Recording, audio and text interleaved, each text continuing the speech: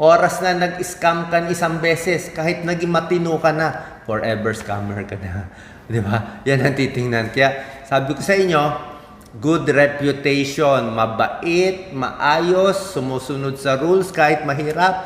Pag walang pera, sige, kanin, toyo at mantika lang, okay lang yan, tiis lang habang mahirap. At least hindi ka nagnanakaw, hindi ka nangloloko. Pag pinapalinis ka, lilinisin ko lahat. Pag pinapaalaga ako ng anak ng amo ko, babantayan ko na parang anak ko yung anak ng amo ko. Diba? Hindi believe sila sa'yo. Good reputation. Kasi nga, mahirap na tayo, wala na tayong pera, tapos sisirain mo yung pangalan mo, nanloloko, nang wawais. Ano ba?